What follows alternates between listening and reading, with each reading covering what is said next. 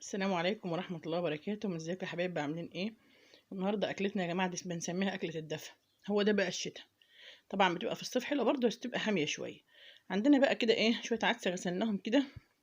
تمام. يعني قيمة ايه، نص كوباية عدس كده.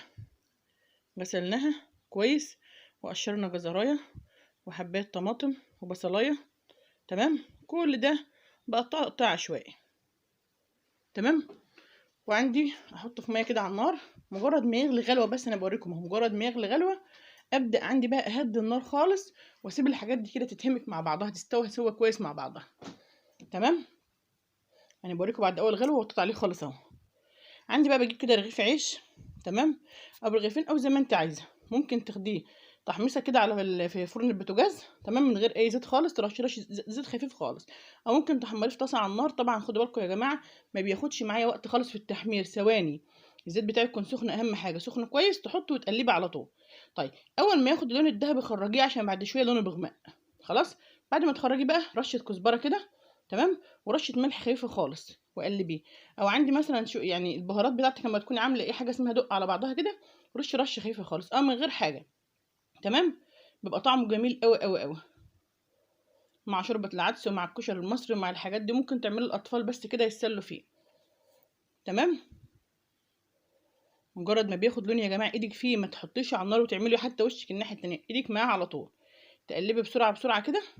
تمام. وبخرجه بالماسك ده في ثواني في ثواني في ثواني كده، يفضل لونه ذهبي كده وجميل. العدس بتاعي عندي خلاص استوى اهو. تمام. بعد ما بيستوي خالص بقى بطفي عليه، وبسيبه يهدى شويه كده. بكون فرمت عندي شويه توم حلوين، 7 6 فصوص توم كده. افرمهم.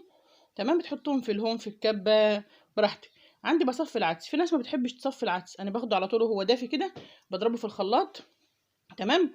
او الهاند بلندر زي ما انت عايزه، بس انا بحب ان انا اعمله في الخلاط، بحيث ان انا اصفيه تاني بمصفى، لان ولادي ما بيحبوش الحاجات اللي ايه، يعني حاجات لو شافوا فيه طماطم او جزر او الكلام من الكلام ده ما بيحبوش، ومعظم اطفالنا كده.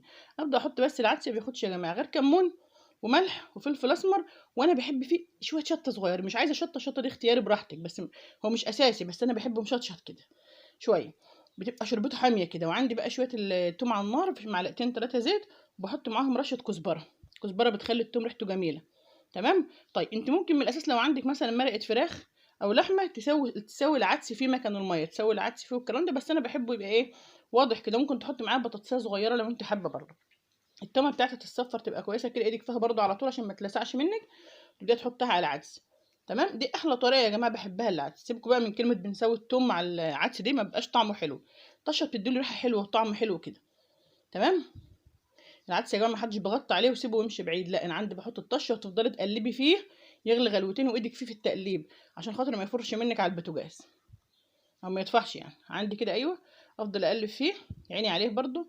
مع شويه رز ابيض صغيرين. في ناس بتحب تحمر شعريه تحطها فيه، حمري شعريه حط فيه زي ما انت عايزه براحتك.